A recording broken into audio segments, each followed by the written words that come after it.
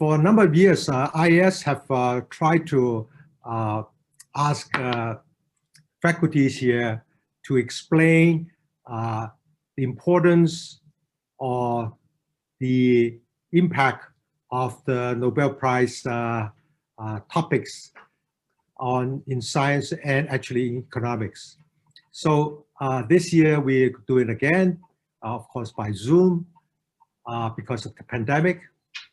And the Nobel Prize in Physics was given on black holes. And so we have Professor Wang Yi here, Associate Professor in Physics, to explain to us why it's interesting, why it's important, and what does it mean in terms of fundamental physics or astrophysics. We also have the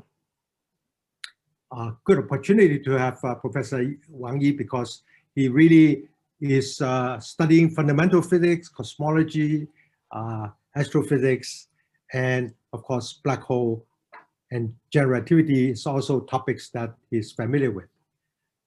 Professor Wang Yi was here some years ago, assistant professor, and then is now associate professor.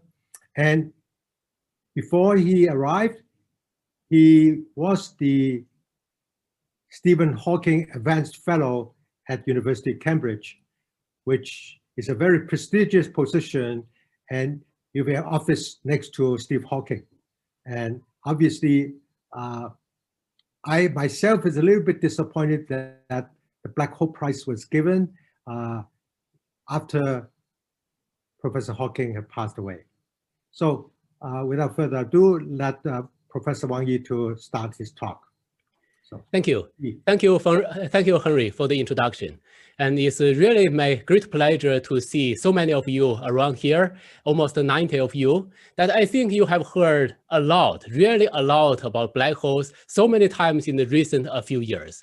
There are so many things happening about black holes in the recent few years, including you heard they emit gravitational waves, you heard, as Professor Tai mentioned, that Stephen Hawking, one of the greatest person in this field of black holes, passed away. And also we have taken a photo of the black hole and this year's Nobel Prize and so on and so forth. So after hearing so many times about black holes, I'm so happy that you are still interested to come to one more talk about black holes. And I am still excited, really excited to give one more talk about black holes. This is because black holes are so special objects in our universe. They are the darkest and at the same time brightest, the densest and at the same time emptiest, the simplest and at the same time most complicated, most mysterious object in our universe. How can these natures be true together, okay? How black hole could be such a strange, exotic object? This is the topic of today's lecture, and we will talk about a few things, including what is a black hole? Can black holes actually form? Are black holes really black? How to find black holes? And is there a singularity? Let's start from what is a black hole. So I apologize if you have already heard about it so many times. Every talk we start from what is a black hole, but to make this talk self-contained, let me still take a few minutes to introduce what is a black hole, okay? Have you heard about a name, escape velocity? Escape velocity is a velocity that if you launch a rocket, okay? If you launch a rocket from the Earth into space, if we ignore the friction of the air, then if the rocket reach 11.2 kilometers per second, that means from here to the Hong Kong airport in a few seconds, okay? If the rocket reaches this speed, then it will have enough energy to escape from the Earth, to escape the Earth's gravity to space. This is the escape velocity, okay? Now, let us imagine. Let's imagine that we keep the size of the Earth unchanged, and then we put more stuff into the Earth. We put more mass into the Earth, make the Earth more massive. In this case, what happens to the escape velocity? Even without calculation, you can imagine that if you put more stuff to the Earth, then the Earth's gravity becomes stronger and it takes a larger speed to escape the Earth, okay? If you put more stuff to the Earth, then the escape velocity increases. And then what if you put extremely a lot of matter to the Earth, again, keeping the size unchanged, such that the escape velocity increases until it increases to the speed of light? In this case, what happens? This question was discussed more than 200 years ago by Michel and Laplace. Their conclusion was that if the escape velocity of a star reaches the speed of light, then even light cannot escape the star, and then the star becomes dark. The star becomes black, and in the modern terminology, this is a black hole. And the boundary of the star where the light cannot escape is known as the black hole horizon. This was the discussion about black hole at that time, about 200 years ago. However, actually, this argument was very outdated, that the escape velocity equals to speed of light in the framework of Newtonian mechanics. That is very outdated. It's not really a black hole, but rather a loophole, okay? This argument is full of loopholes that even Laplace himself was not sure about it. He first mentioned this argument in his book, The System of the World, but then he removed this argument from this book in a later edition. He was not sure. And actually, the modern understanding of black hole has to be in the framework of general relativity, the theory of gravity discovered by Einstein about 100 years ago. In the framework of general relativity, actually, we find that the previous argument about escape velocity of light, there are at least two mistakes. The one mistake is about the nature of light. When we are talking about a rocket, okay, if a rocket cannot escape the Earth, what happens? The rocket speed, the rising speed is slower and slower because of the attraction of gravity of the Earth. And at some point, the rocket stops rising and falls down. This is how escape velocity works. But what about light? Light is always light. The speed of light is a constant. The Earth, the gravity of the Earth, the gravity of a star, the gravity of anything, they doesn't change. They doesn't change the speed of light. The speed of light is always light. It's not reduced by the attraction of gravity. So how this could work? So how this black hole could work? So first of all, there is still energy conservation, okay? The speed of light do not change, but the energy is still conserved, at least in some simple situations. That to escape from the gravitational attraction, say there is a gravitational attraction like a black hole or like a very massive star, and then the light which tries to escape the gravitational attraction, when the light becomes higher, the light has higher gravitational potential energy, and energy conservation tells that the kinetic energy of light is reduced. And the kinetic energy of light is reduced not because light moves slowly. The speed is the speed of light, but rather the color of light changes. The same beam of light can lose energy by changing its color from blue to red, by changing its wavelength from smaller to larger. This is known as redshift. The light can lose its energy by redshift and then lose energy to escape to infinity, but the speed is still speed of light. At this moment, you may think, oh, that appears that light should escape all kinds of gravitational potentials since the speed of light is not changing, okay? It's unlike the rocket. at some moment, the rocket stops to rise and then it falls back. The light always has its speed. So how comes at some situation, at black hole horizon, the light cannot escape? That is actually the other mistake that in Newton's gravity, Michel and Laplace made. The other mistake was they thought at the black hole horizon, the gravitational potential was finite. But actually, in general relativity, one can calculate that at the horizon of the black hole, the gravitational potential is infinite.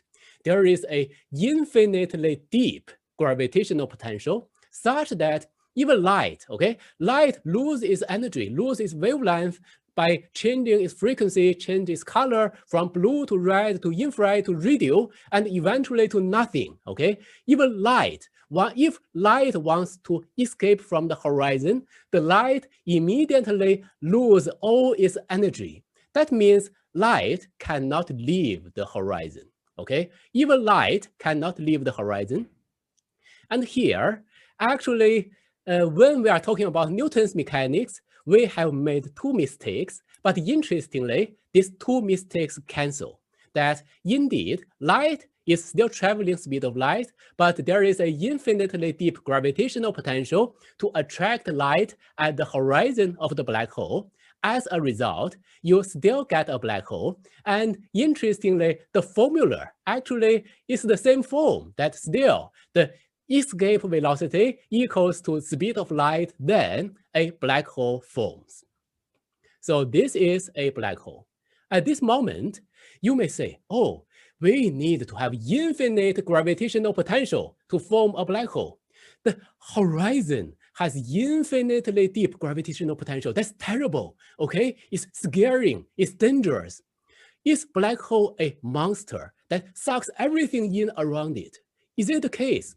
If there is a black hole, let's say, in the solar system somewhere, then is it going to eat the Earth? Is it going to eat every of us, eat everything in the solar system? Is it the case? Is black hole so dangerous? Actually, not. The black hole is not only not the most dangerous object in our universe, but actually, in some sense, is the safest object in our universe. Why? Because it's small. It has so high density given the mass, okay? Given the same mass, the black hole is so little, it's so small object that it's the least likely to hit you. Think about shooting. Think about shooting, for example, in an Olympic game. It's extremely challenging to shoot exactly on target. And this is the same for black holes. It is extremely challenging to fall into a black hole, to be exactly on target. So don't be scared that asteroids are actually much more dangerous than black holes in this sense. Even there are black holes in our solar system. Of course, there are no black hole in the solar system as far as we know. Okay, so if you are around a black hole, it's much more likely that the gravitational force indeed bend you slightly, but you are way away from the horizon, you already escape. This is what most likely. However, if you are able to shoot yourself extremely exactly towards the horizon of the black hole, then what happens? Then you fall into the black hole and you are doomed. And for a large black hole, let's talk about what happens. While talking about large black holes, then you have enough time to think about what's happening in a black hole. Then, for a large black hole, you are actually not doomed at the horizon of the black hole. You feel very well when you cross the horizon. Let's talk about 2 points of views when you are falling towards a large black hole. One of the point of view from an outside observer, not you, an observer staying outside, very far away, static, and observing the event that you are falling into the black hole. According to this outside observer, what happens? To the outside observer, actually, you are reaching the horizon, and at the point you reach the horizon, time becomes extremely slow, and eventually this observer will not observe anything beyond that. You just got stretched onto the black hole horizon, and that's the end of the story. However, this is the story observed by the outside observer, not yourself, not what you are feeling. For the infalling observer, if you are going through the horizon, what do you feel? You feel nothing special at the horizon. The horizon is nothing special for you. This is an amazing effect of general relativity. The happiest thought of Einstein, which is the equivalence principle, is saying that it's like you are in a closed elevator, in a lift, cannot look outside. Then the elevator is freely dropping towards the ground. Then what happens? The outside observer finds, oh, so scary, this man is going to die, he's falling to the ground. But you are in the elevator and you are saying, no, I am feeling very well. I don't even feel my own weight. I'm very well, boom, until the moment that you reach the ground. This is what's happening, that at the moment you cross the horizon, you feel nothing. You don't even feel your own weight, but eventually, at the point you reach the singularity, this is the doom point. This is the doom point that this is your future, okay? The singularity inside the black hole is your future of everything that falls in. You may get confused at this point. Oh, what did you say? You said the singularity inside, so-called inside the black hole, is your future. What do you mean? Isn't the singularity a point in space? How comes it could be the future of anybody falling into the black hole? This is what's special about general relativity, that when you are falling into the black hole, the space and time gradually interchange their roles. That the space direction towards the center of the black hole, after you fall in, becomes the time direction of you. And the time direction originally becomes a space direction of you, okay? So actually, when you are falling in, your future, the time direction, points to the singularity, the point inside the black hole. Time and space, they are very different, all right? The singularity is your future. It is not a place in space that you can choose to go to, or you can choose not to go to. It's not a space like a cafeteria that for dinner, you can choose to go to one cafeteria, or you can choose not to go there, go to another cafeteria. No, this is space. But the singularity, once you fall in, is your future. It's like the due date, the deadline of your assignment, that no matter you like or not, that will arrive. So everything that falls into the black hole falls into the horizon. There is no chance to come out, that everything falls to the singularity and doomed at the singularity. By doomed at the singularity, I mean that there is so strong tidal force around the singularity, the force that your foot and your head feel different strength of gravity attraction, because space-time is so distorted. And then you are distorted, you are stretched apart and fall to this single point, the singularity. So this is what happens if anyone falls into the black hole. Okay, this is the first part, and let me recap so far. We, in the first part, talked about what is a black hole. The escape velocity equals to speed of light, that is a black hole. And that actually made two mistakes in general relativity, but they cancels that still you have a black hole. The black hole is not so dangerous since the gravitational attraction of black hole is not so different from a star if you look outside, far away.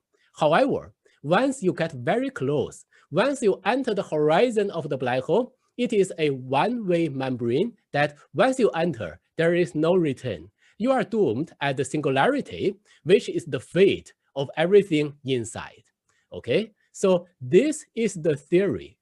And you may ask, can black hole actually form in our universe? Why do we ask such questions? Because black hole is very special. How special it is?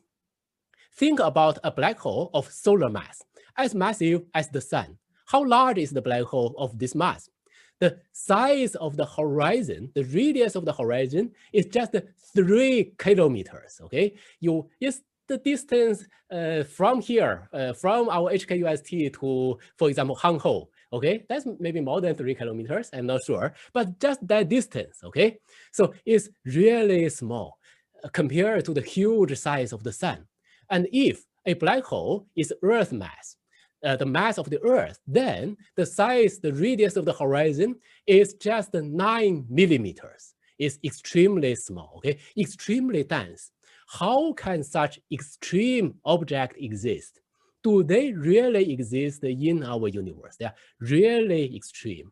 And I can tell you that they are actually the densest object in our universe. You cannot get any denser compared to a black hole. Why? Okay, you may think, I can make a black hole denser by throwing more stuff, okay? Putting more things to the black hole. Then is the black hole denser? No, because when you throw more things to the black hole, the horizon of the black hole expands and you end up with a black hole with lower density instead of higher density. So given the same size, black hole is actually the densest possible, the highest density object in our universe, absolutely. However, at the same point, at the same time, it is also the emptiest object in our universe. Why? Assuming that you are falling into a stationary black hole, all the way through, you are falling into the black hole, you will encounter nobody. You will encounter nothing. You will only see the vacuum, okay? You will only see the vacuum until you reach the singularity. Everything gets settled on the singularity of the black hole. So the black hole, apart from the singularity, there is nothing in it. So the black hole is also the most empty, the emptiest object in our universe. So we are really talking about so strange object, densest and emptiest. Can such an object exist in our universe? When we are talking about black holes, are we actually talking about anything real?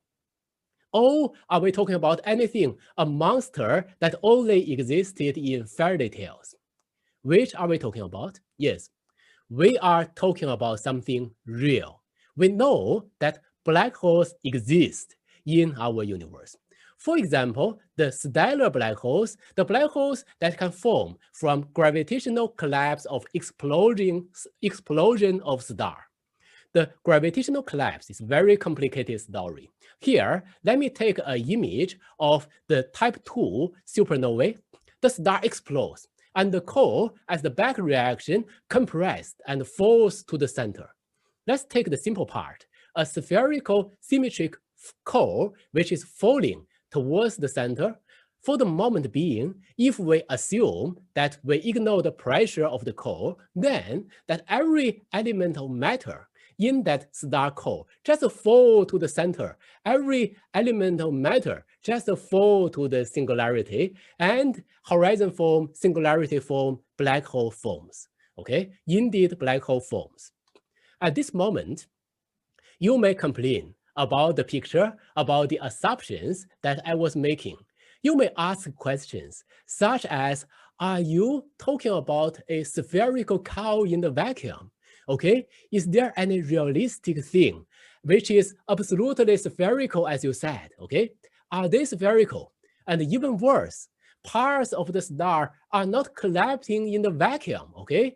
The parts of the star are collapsing with other parts of the star. So that means the things actually have pressure. They are pushing each other crazily, extremely high density. And at this moment, can black holes still form?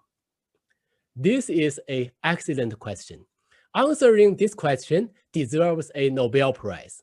Let me continue for the moment being and answer this question later.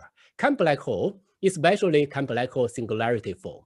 Let me answer this question later, but for the moment being, let's still talk about not only there are stellar black holes, but there are also supermassive black holes. The supermassive black holes, where to find them? We can find them in the center of galaxies. Essentially, almost the center of every galaxy, the center of every normal galaxy, there is a supermassive black hole. And this supermassive black hole, including our Milky Way, these supermassive black holes are millions and billions times more massive than the sun. Why? Why there are so massive black holes? And what is the interplay between these supermassive black holes and the formation of the galaxy? And what is the origin of all these things? Actually, we don't know. We are not sure about the theory where these supermassive black holes arises. There are conjectures, there are models, but we don't know at this moment why these supermassive black holes are formed. Just we saw them, they are there. And there was also a conjecture. We don't know right or wrong, but there is a conjecture there may even be primordial black holes. The black holes which formed at the beginning, at the very early stage of the universe. We don't know if they are there, and actually there are active research in searching for these primordial black holes. Okay, this is a short part, but let me still recap it, that we were asking the questions, can black holes form? By gravitational collapse, yes, they can form. There are stellar black holes and there are supermassive black holes that we know for sure. And there might be primordial black holes, which we don't know if they exist or not. So this is black holes. And the one other question that you may ask is, does black hole really deserve its name? We said that even light cannot escape the black hole, so the black hole is black. Okay, now we'd like to ask the question, are black holes really black or not? Let me answer these two questions in two levels, quantum mechanics and in a realistic black hole. First, let's talk about quantum mechanics. Actually, black hole is not black due to an effect known as Hawking radiation. What is Hawking radiation? If we think about the effect of quantum mechanics, one of the most important lessons in quantum mechanics is vacuum is actually not empty. In the vacuum we thought is empty, there is nothing. However, if you look carefully enough, in the vacuum, there are virtual particle pairs which are created and annihilated all the moments. The pairs of particles, one carries negative energy, another carries positive energy, and this kind of pair cannot last long. And the negative energy pair will run after the positive energy particle, and eventually they annihilate, they disappear. Okay, this is very abstract, but it's very similar to, let me give you an example, it's very similar to that if I borrow some money from you, okay, if I owe you money, in this case, you will not allow me to run to infinity without returning the money to you, okay? You will follow me, you will ask me to return the money, and the more money that I owe you, probably the closer you will follow me, and the sooner that you want to get your money back. And this is what happens in the vacuum, that this particle, the particle that carries positive energy, owes energy from the other particle which carries negative energy. So the negative energy particles following, running after the positive energy particle to get the energy back. And eventually they annihilate into the vacuum. This is the story. The vacuum is not empty. And what is the relation between this story and Hawking radiation?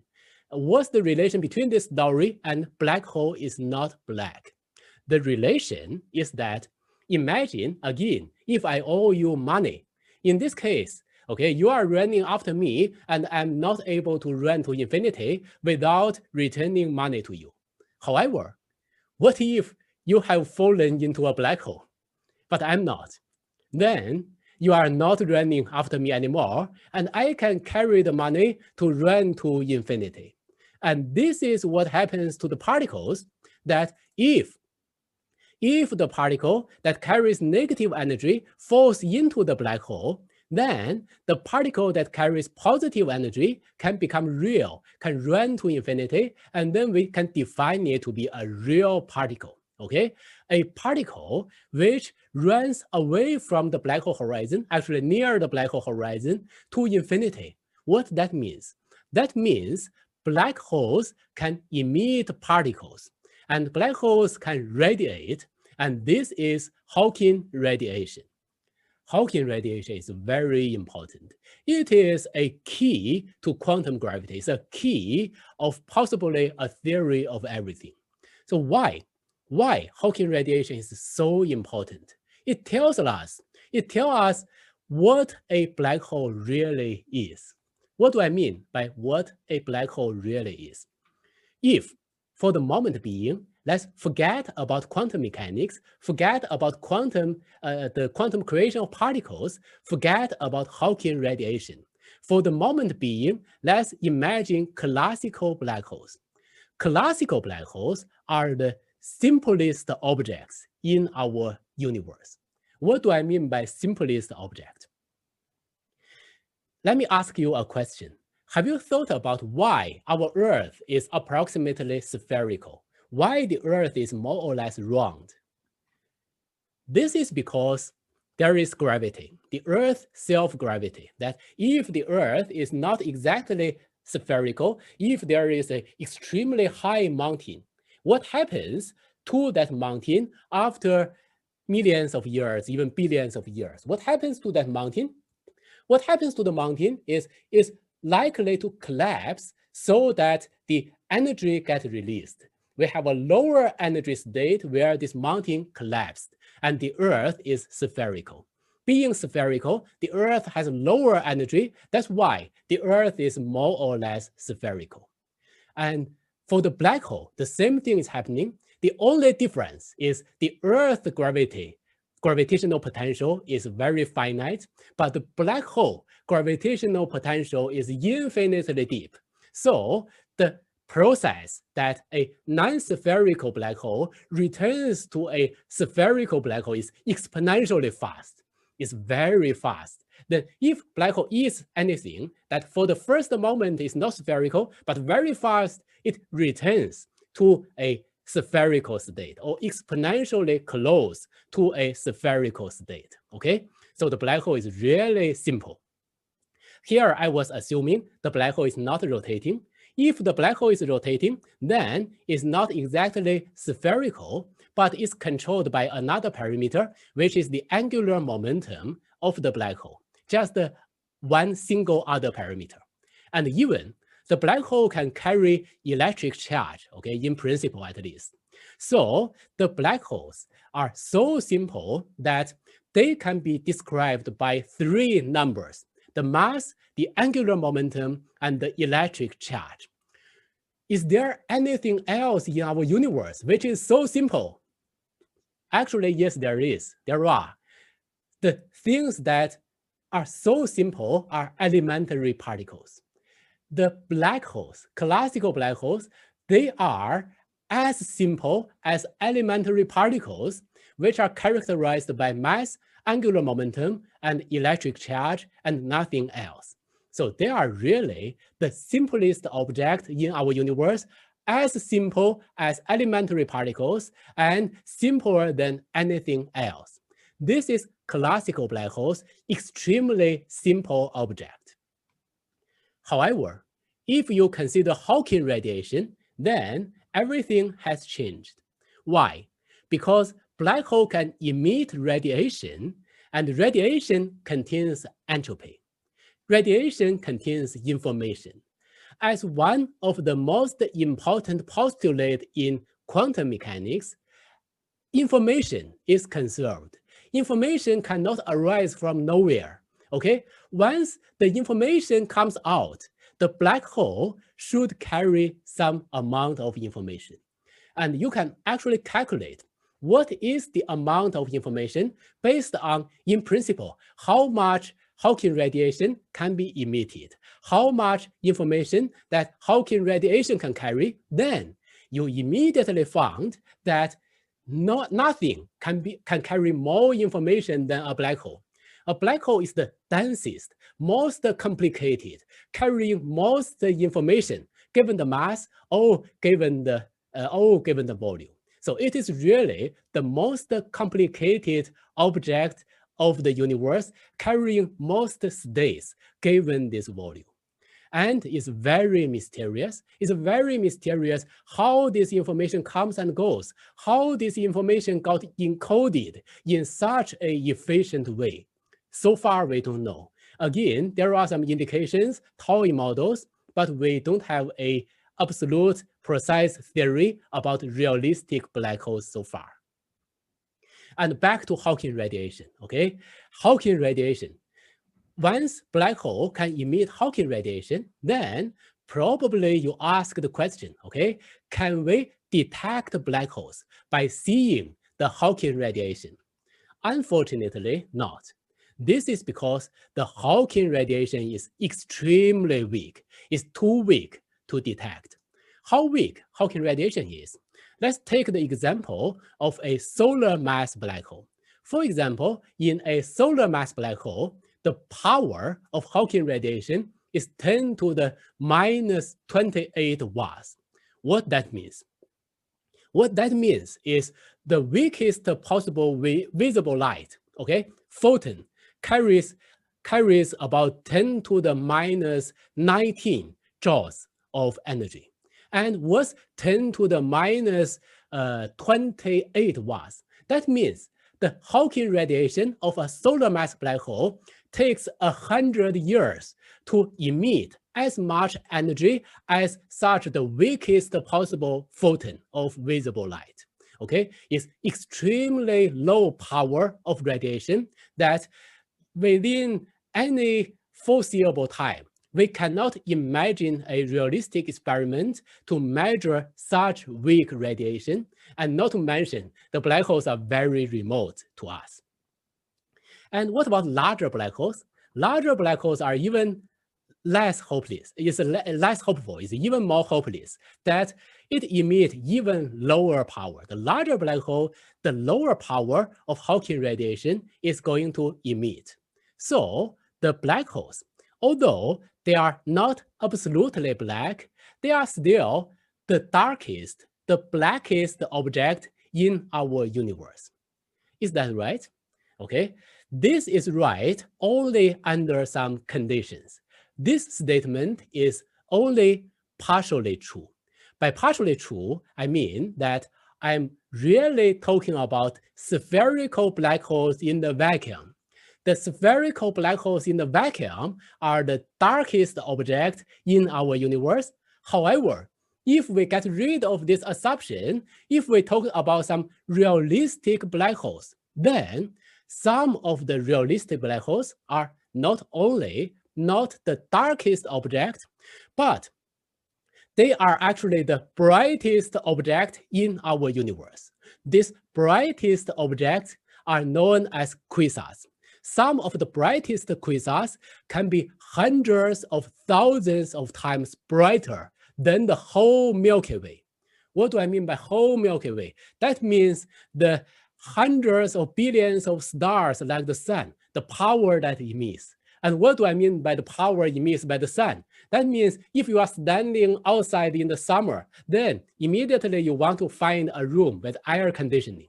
Okay, so this hierarchy tells you how powerful is that kind of quasar, that kind of active black hole, how powerful that kind of black hole emit light, and how can black holes so bright? This is because these black holes are eating their dinner. They are eating matter. They are eating matter, and the process of the black hole actively eating matter is known as accretion, that the matter is falling into the black hole. Why? Why? When the matter falls into the black hole emits light. Okay, not really the black hole, but actually the matter around the black hole emits light. The matter that's falling into the black hole is known as the accretion disk. Okay, it's similar to when you are eating things, you eat things on a disk. Okay, when the black hole eating things, the black hole is usually eating an accretion disk. The disk of matter, they are not so ordered. Okay, they are not like if you want to eat you stand along a queue. It's not like that.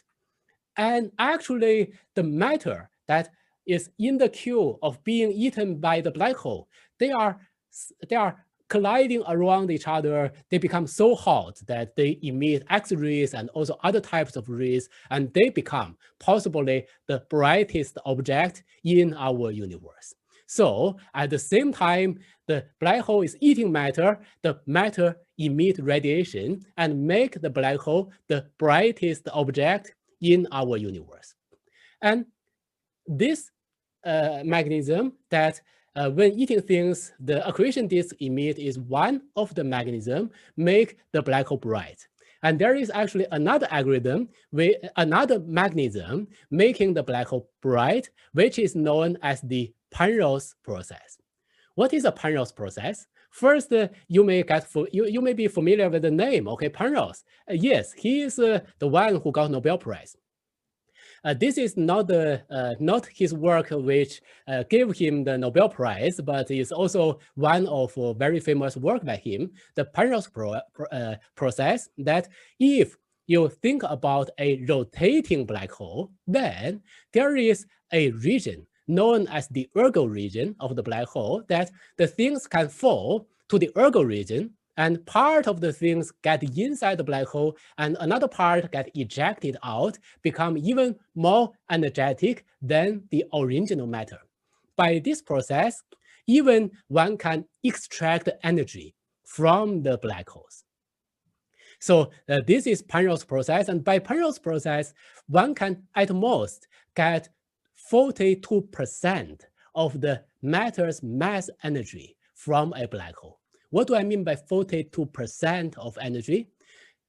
This is the mass energy, E equals to mc squared, the discovery of Einstein. What do I mean? So take, for example, take this matter, okay? How massive is this matter? It's some grams, okay? Maybe 100, not 100 grams, maybe tens of grams, okay?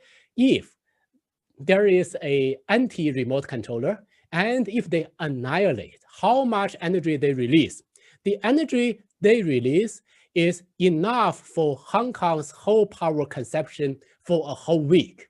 So this is the power of E equals to mc squared, and that large amount of energy get emitted at most by the accretion process and Penrose process from a quasar.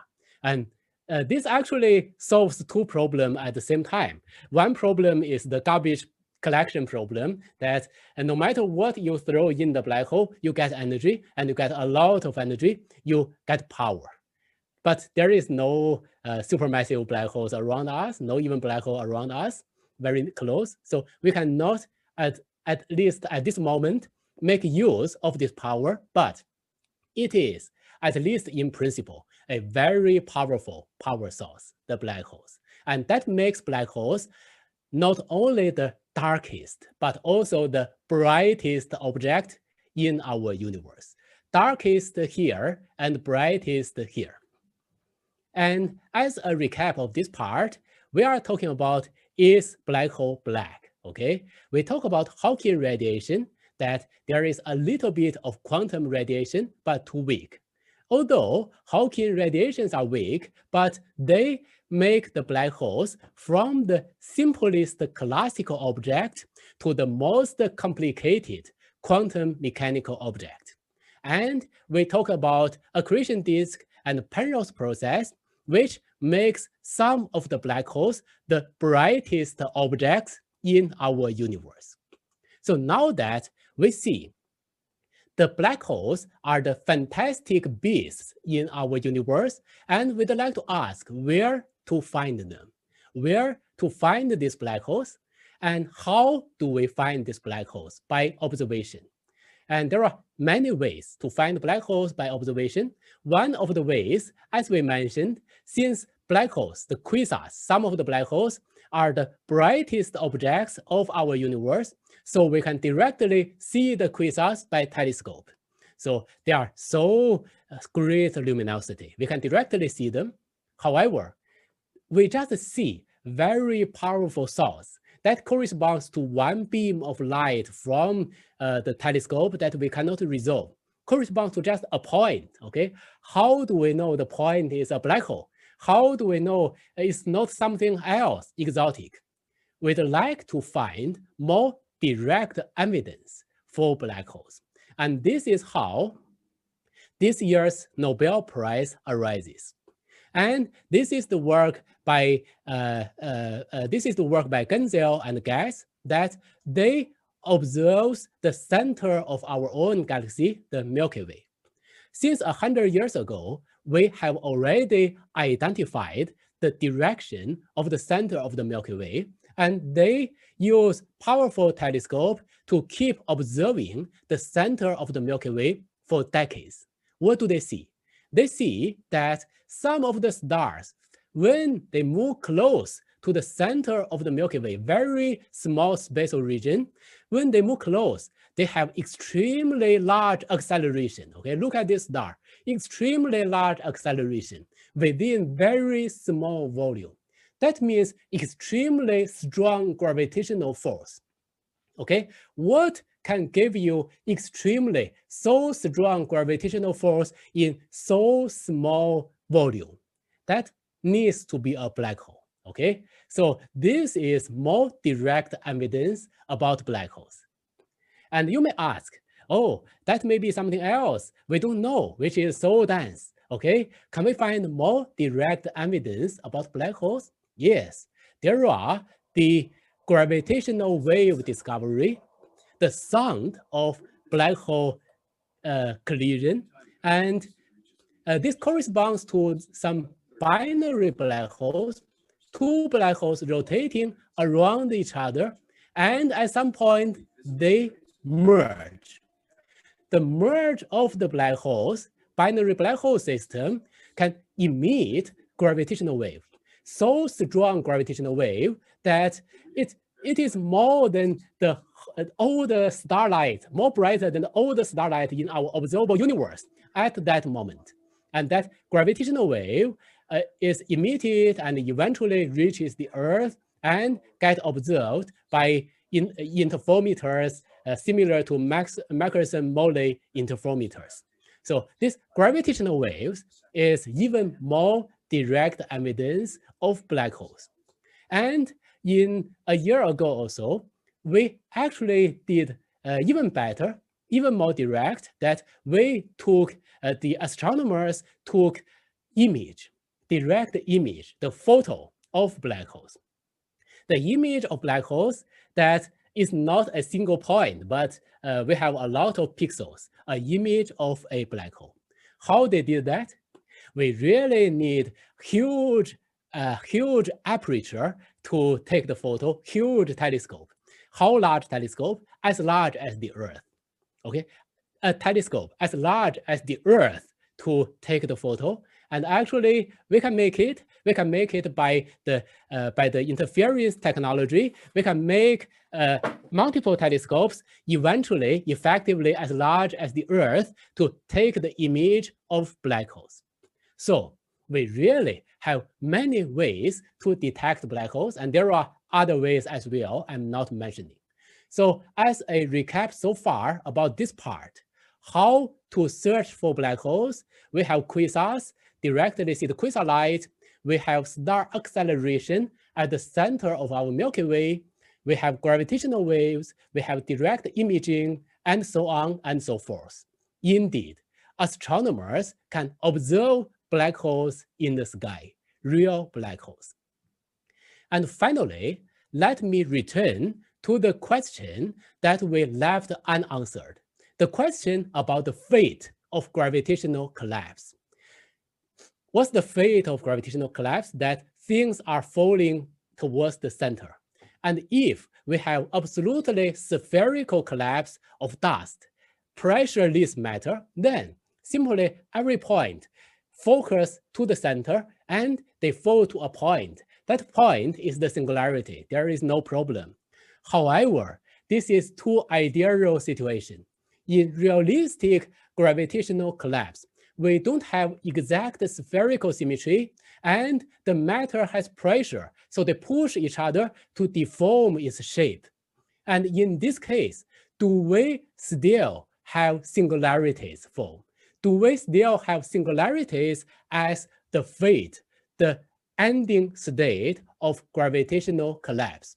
This is the question. And actually, this is one of the problems. And there is another even funny problem is how to define a singularity after all. This is pretty technical. But actually, in general relativity, if you define singularity by some sort of curvature invariant diverges, you will find all sorts of singularities. Some sort of singularity diverge one kind of curvature invariant, some singularity diverge another kind of curvature invariant, etc. So it's actually pretty hard to even define a singularity, not to mention the question, how can singularity form in general situations? So there are these two questions, and here comes Penrose. Penrose, by his Nobel Prize winning work, solved these two problems. How Penrose solved these two problems? First, the first problem, what is the definition of singularity? How to define a singularity, okay? Penrose solved this problem by giving his own pretty special definition of singularity. What's that, okay? The definition by Penrose is not by that the space curves crazily, but considering an observer which is falling into a black hole or whatever, then this observer suddenly, by suddenly I mean at a finite proper time. For example, an observer carries a watch, and that watch just ran to a finite time, for example, an hour or tomorrow, at some finite time according to this infalling observer's watch. There is no more definition of space-time. Space-time has doomed. This is singularity. I mean, within the classical theory of general relativity. This is the singularity that Penrose defines, which indeed covers a lot of situations, especially covers the situation of black hole formation, singularity formation, is reasonable, is pleasant, is convenient. However, definition is no more than a definition. So he cannot win a Nobel Prize just by a definition, okay? This definition has to solve realistic problems. How his definition helps to solve the problem of how singularity forms. And recall, what is the problem? Apart from the definition, the problem is the matter that falls in is not spherical, and there are pressures. And there are pressures that the matter are moving crazily, okay? So we cannot solve the equation around the singularity, so we don't know how singularities form, or even singularities are formed or not. Penrose doesn't have magic, okay? Penrose cannot solve the equation either around the singularity. However, he found out another way to solve this problem. What's the other way to solve this problem? Let's first take a look at his paper, okay? So this is his Nobel Prize winning paper. At the first moment I saw this paper, I thought that I downloaded a wrong paper, okay? It's so short, just it's 2.5 pages. And actually there is an introduction and there are references, and the only key points are just here, okay? This is how he wins Nobel Prize. This is the distance that we are away from a Nobel Prize, okay? Just this distance away. And what is he saying in this length of a paper, okay? What is he saying? What he is actually saying is very technical, but we can take a look at the image. We can take a look at the plot on this paper and understand conceptually what he's saying. What he is saying is in this image, okay? if you haven't learned the special and general relativities, you may find this image very confusing. You may find, oh, how can I understand this image? It's actually not that hard. It's very simple. This image just tells us a story about how black hole forms. It is a novel, a story. Okay, so what is a story? What is a novel? You need to satisfy some conditions for an ordinary story, okay? You need to have time, okay? What is the time development? And here, this corresponds to the vertical axis of this diagram, okay? So the bottom part corresponds to earlier time, and the top part corresponds to later time. And you have to have space. And that corresponds to the horizontal part of the image, where at this horizontal part, the two-dimensional surface corresponding to earlier time, the space at earlier time, and this surface, for example, corresponds to space at a later time. This is space, and you need to have who in a novel, and who. Who are we talking about? We are talking about the matter. We are talking about the matter which is falling into the black hole, and also what happened, okay? We are talking about when the matter falling into the black hole, are they eventually forming a singularity?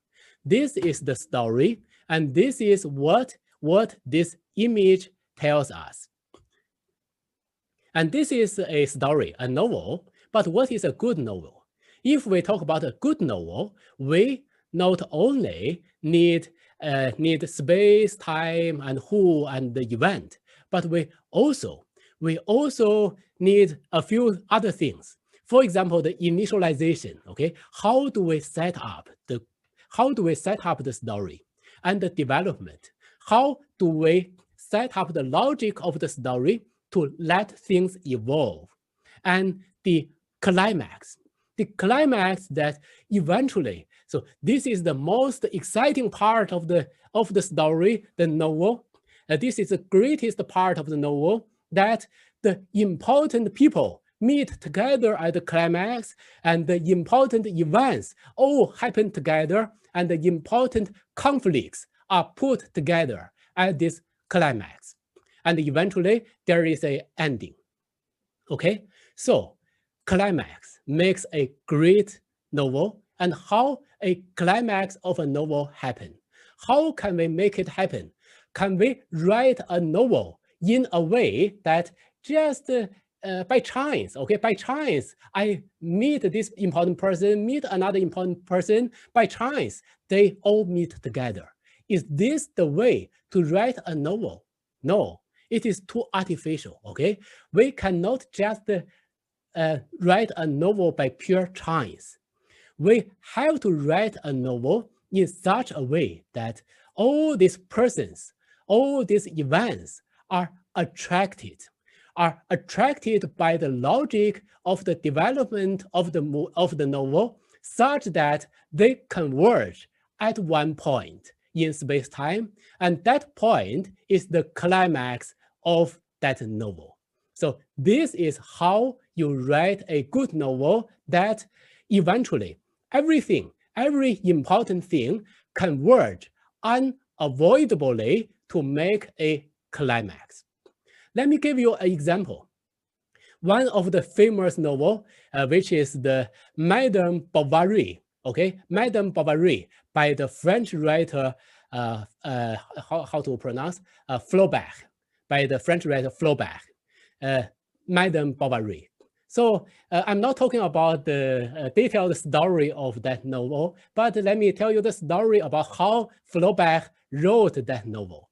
One day, a friend visited Flaubert, and so Flaubert was crying. That friend said, "Oh, my dear friend, why are you crying?" Flaubert says, "I'm so sad. I'm so sad that Madame Bovary died." "Oh, who is Madame Bovary?" "That is the person in my novel. He died."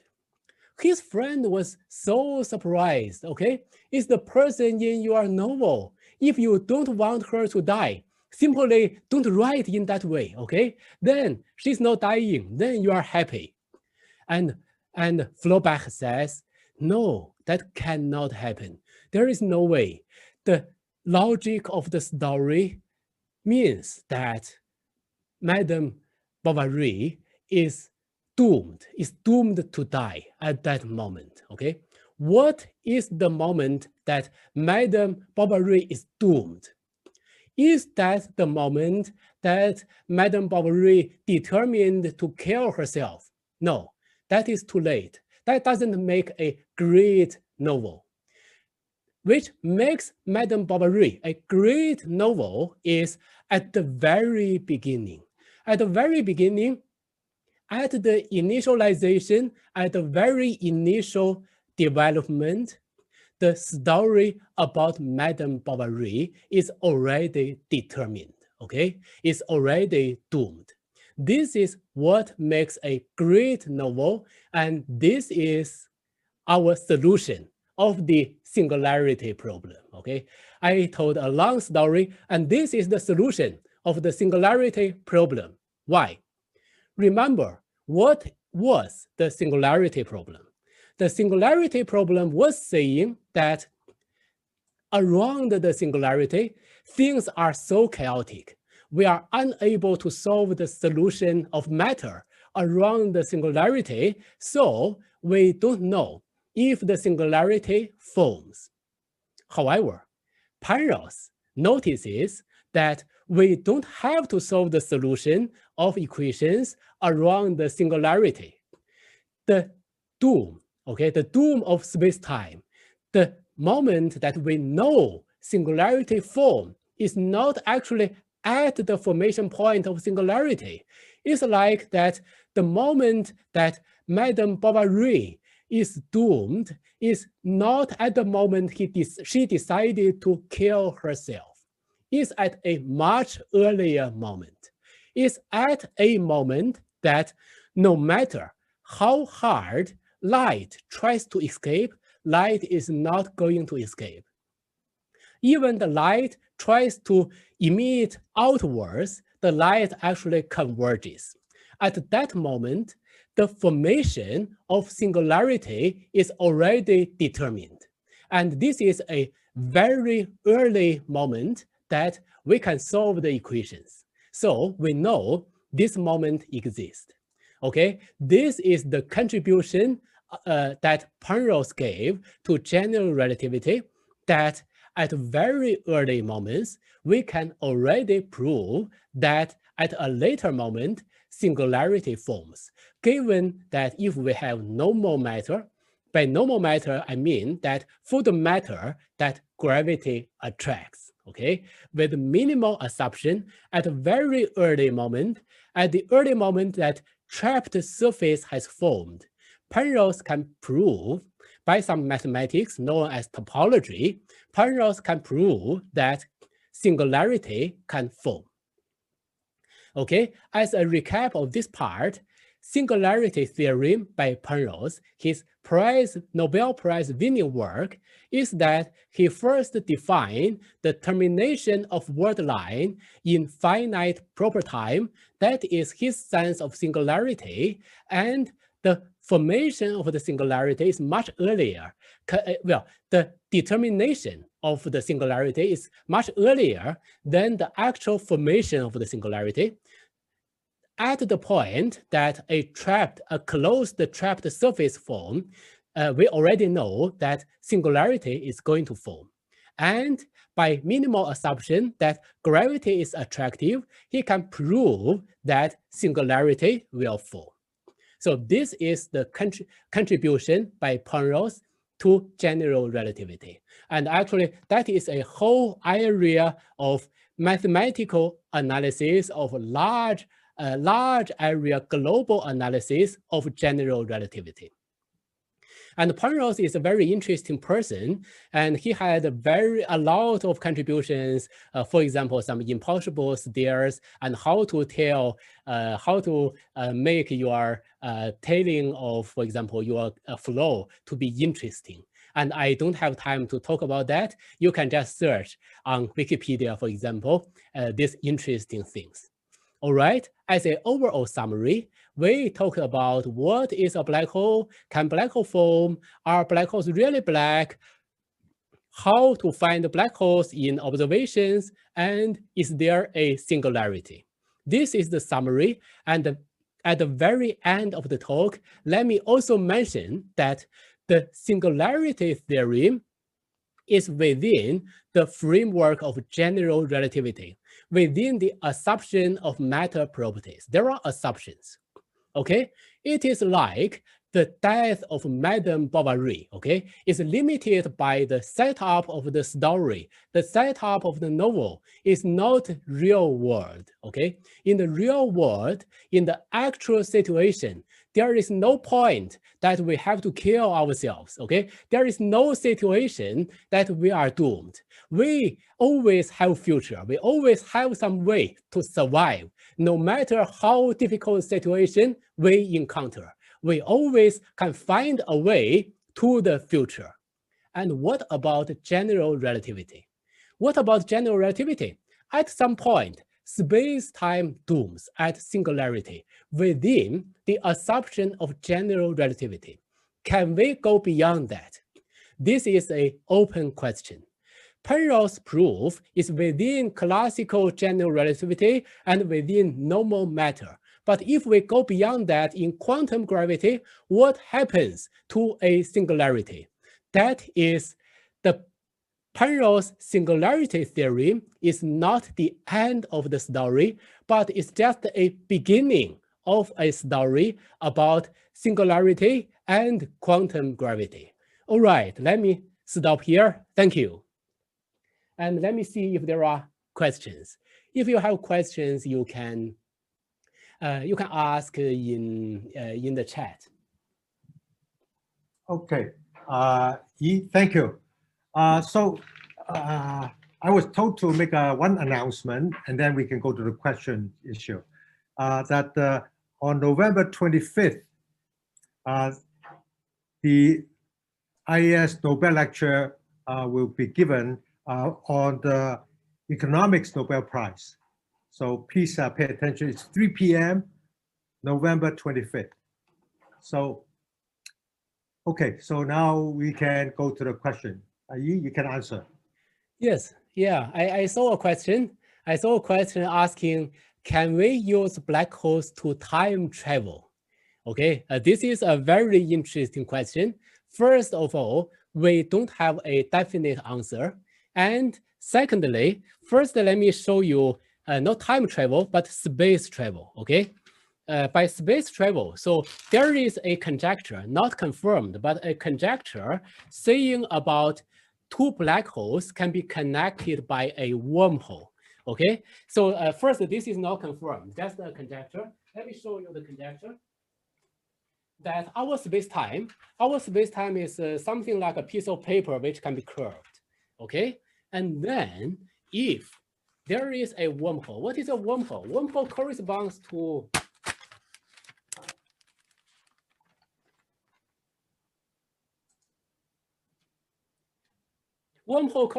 to that simply I have this space, okay? If the space can run this way is very far away, and space running this way, okay, is very short, connected by a wormhole. So far, we don't have indication that this kind of wormhole exists, but in case, if this kind of wormhole exists, we can make use of this wormhole as a time machine. This is the conjecture made by Tip Thorne, a Nobel Prize winner in 2017. Okay, his conjecture is if we carry one end of the wormhole to a rocket and traveling and using something similar to the twin paradox, we can make a time machine. Okay, we can make time travel. However, the existence of wormhole and the relation between wormhole and black holes are there actually two black holes connected by wormhole? And can that wormhole opened for traveling, okay? So that is open question. And for normal matter, we cannot open the wormhole for traveling. We need to have negative energy matter, which we did not find anywhere in our universe so far. So we don't know. It is theoretically not forbidden, but we haven't found that. Another question, what do we mean by saying space and time reverse inside the space horizon? How did 3 dimensions become 1 dimension and 1 dimension become 3 dimension? Thank you for your question. Yeah, sorry, I didn't explain in details. Actually, not 1 dimension becomes 3 dimension, but 1 dimension become another dimension. Okay, when I'm saying space and time swap their roles, I mean 1 space dimension swap its role with time.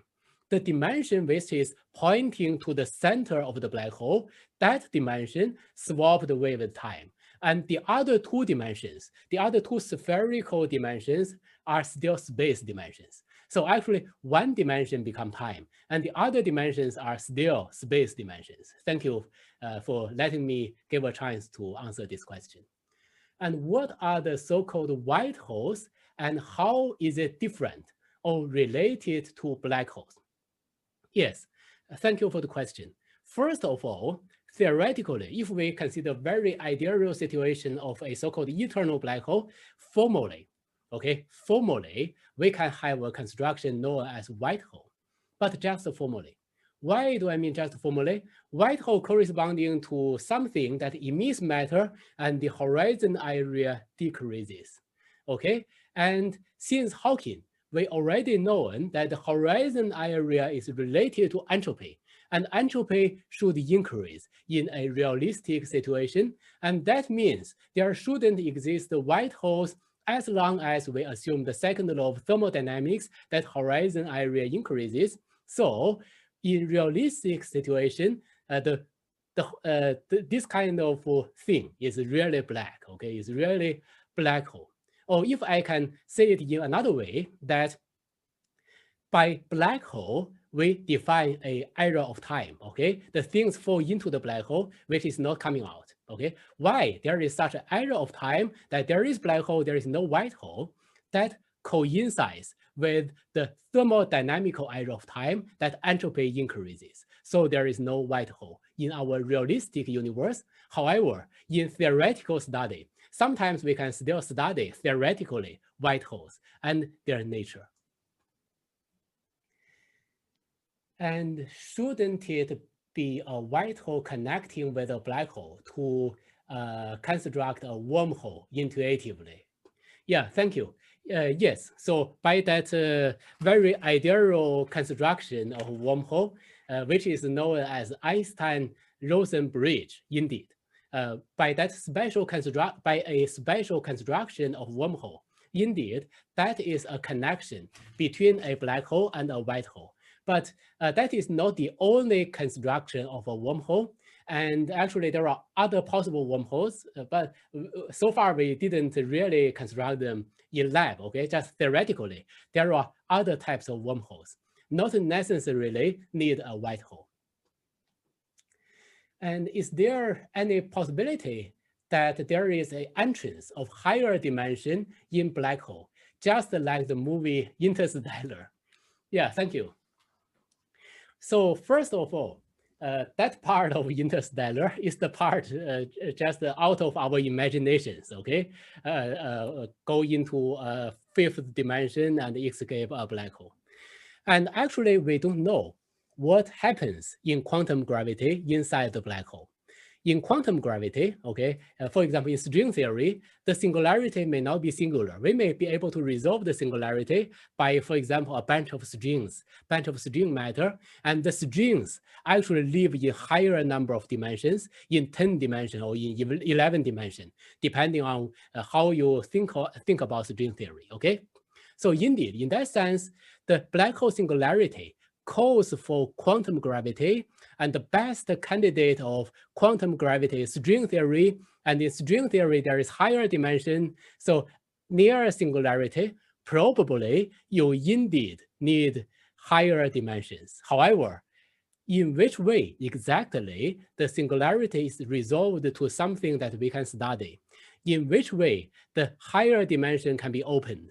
We don't know in science. We only have conjectures, toy models. We don't have a realistic theory. Yi, there's a question before that. What are the particles in the black hole? A question before that. I didn't see that. I see the question after that is what are the particles in the black hole? Yes, that's right. Yeah, what are the particles in a black hole? Actually, I'm not absolutely sure about what you mean, but I imagine probably what you mean. Things are falling into the black hole. Okay, so the particles, let's say the simplest black hole, okay? The black hole not rotating and stationary, just staying there.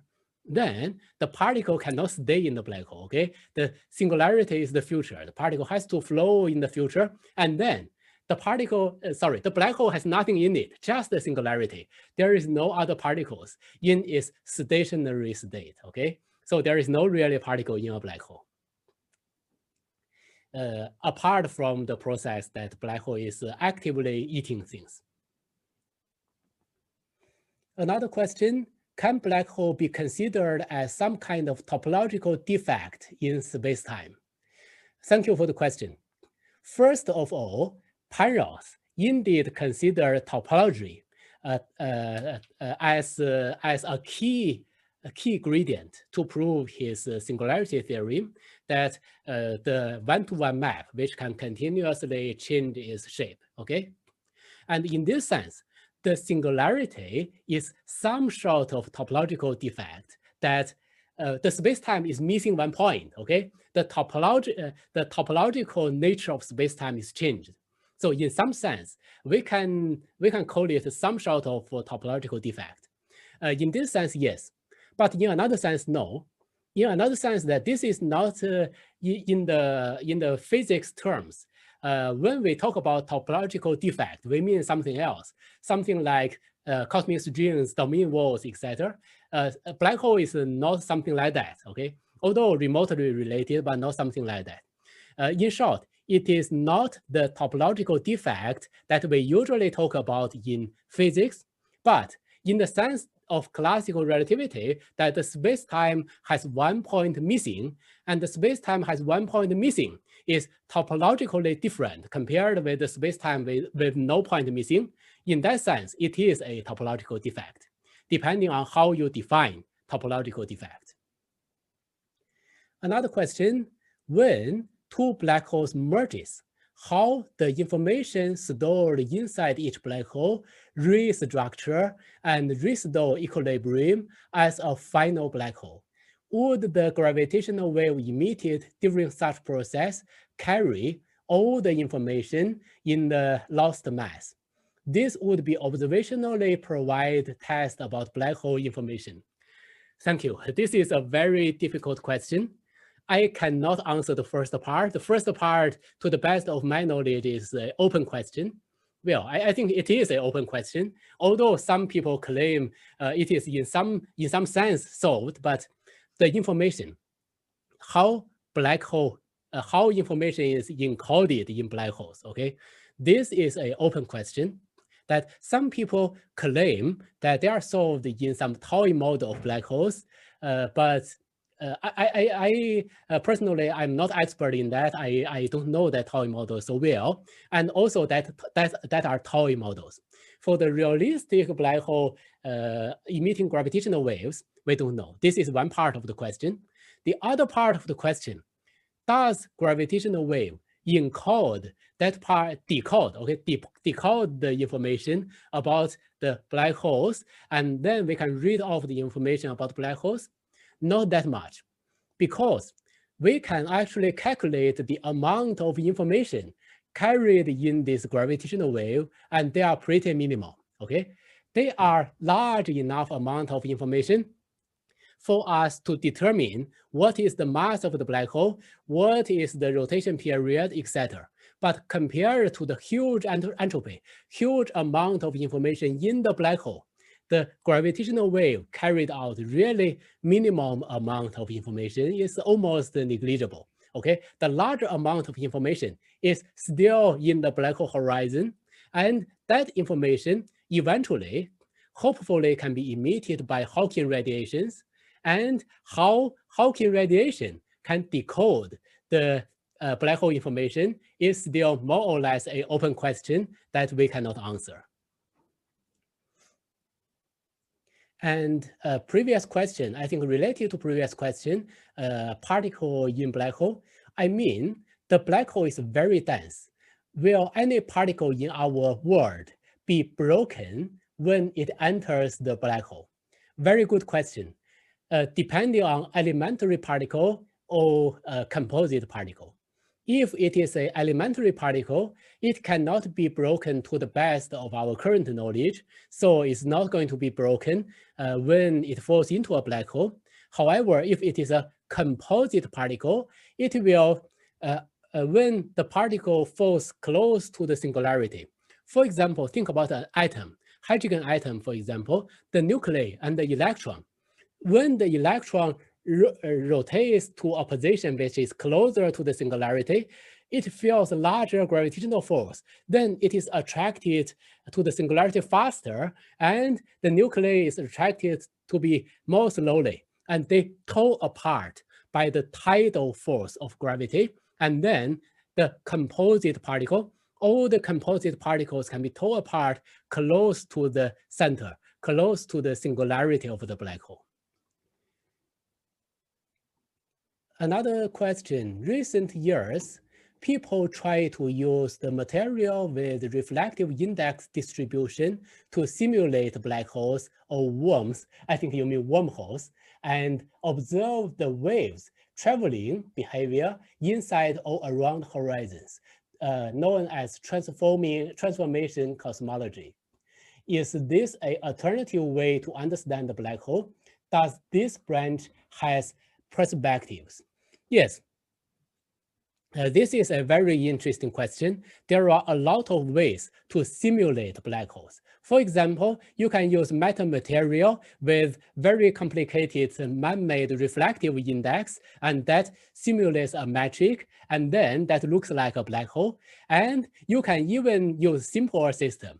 You can even consider water in a tank, and you have sink of water, and you suck water in, and then the sink suck water in, and the water is falling inside the black hole, inside that thing. And if the speed that water is falling inside is faster than the speed of sound, then the sound wave cannot escape, and that also is a simulation of black hole. Okay, and there are other simulations, as you mentioned, in metamaterial. Okay, yes, and that I have two perspectives. The one perspective, it is a very interesting approach, simulating some aspects of black holes and even Hawking radiations, the radiation emitted out of the black hole. Okay, indeed, it simulates a lot of aspects. But on the other hand, it doesn't simulate every aspect, in the sense that the energy of the wave, the dispersion relation of the outgoing wave is different from the dispersion relation that actually coming out of a black hole. So it will simulate the kinematics of the particle moving away from the black hole, but not really the dynamics. So you see the radiation, you see something similar to radiation, to Hawking radiation, but you don't have the correct energy to simulate the black hole, so you don't have the correct entropy. So it will simulate the it will simulate the radiation, but it will not help you to resolve the information paradox of black hole, at least to the state-of-art simulation of black holes. I don't know in the future, quantum simulation, maybe that's very powerful, but so far, so it helps for radiation, it doesn't help for entropy. According to your understanding, or in your opinion, what is time? I know that it could be the fourth dimension, which is treated equally with the rest three dimensions in general relativity, but still, I cannot describe time in terms of nature conceptually. Okay, what is time? I can actually we can, ever since 100 years ago, by Einstein and also Einstein's teacher, Minkowski, we can understand space-time as a unity. We can understand time not very different from space in the following sense. First of all, let's talk about rotation, okay? If we talk about an object, okay, an object has different faces, okay? If I see an object from one perspective, at another perspective, we see different faces of this object. When we are rotating our viewing angle to see this object, what happens? What happens is the x coordinate of a point on the object, the y coordinate of a point on this object, the coordinates are changing when we are rotating our viewing angle, okay? However, this object doesn't change, okay? This is similar to what we mean by space-time, okay? By rotation, by being able to rotate, we know that the x direction and the y direction, they are not so different. They are connected together by rotation. And this is the same in special relativity, that space and time are connected by something similar to rotation, actually a generalization of rotation known as Lorentz transformation. That if you have a velocity, okay, if you are moving, then it's similar to you are looking at an object at a different angle, that actually you are looking space-time in a different angle. I mean, generalized sense of angle, that some part of time becomes space. So time and space can change into each other. In this sense, space and time are unified. However, there are some detailed difference. I don't have the time, and it's not so technical level that I mentioned, but space and time, they can change into each other. And this is why they are related. And in general relativity, they are further related. They can be curved. And when you are falling to black hole, the space-time direction can interchange their roles, etc. Okay. This is the means that time is an additional direction compared to space. And 3 + 1, space-time becomes actually a full dimension of space-time. If Hawking radiation allows one of the partners of a virtual particle, pair to fall in and another escape, so that a black hole radiates a particle, and in long term radiates all its mass. Will two of them both fall in to increase the total mass of the black hole? No, because one of the particle has positive energy, another has negative energy out of quantum fluctuation. So if both of them fall in, the black hole doesn't gain energy, okay? If only the negative energy particle fall in and the positive energy particle run out, the black hole loses energy. And if the positive energy particle fall in and the negative energy particle then cannot run to infinity, has to fall again back to the black hole. So in whichever case, that will not increase the total mass of the black hole. If you want the total mass of the black hole to increase, you have to feed the black hole by actual matter. Is that true for outside observer? The time of particle near the singularity becomes really slow. If so, does that mean for the outside observer, such particle will never actually fall into the singularity? It's not at the singularity, it's actually at the horizon. For an outside observer, the matter falling to the black hole got frozen on the black hole horizon. That corresponds to the infinity, time infinity of the outside observer. So what an outside observer see about a black hole is really a two-dimensional surface. What the outside observer see about the black hole is just the horizon, okay, just the horizon. And what the infalling observer see about the black hole is three-dimensional space, okay? It's falling in, and there is no dimension reduction.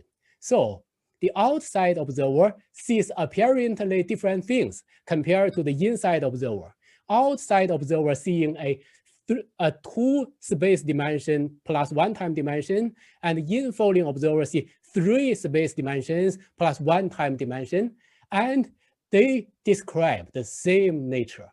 This is known as holography. Black hole is the starting point that people study holography, that the outside observer seeing 2-dimensional surface, the near horizon geometry of a black hole, and the inside observer, the microscopic description of the black hole, actually what happens in the black hole 3-dimensional, and they are dual to each other, holography. And this is a description of the singularity. Black hole is another stable mass, just like a star, right?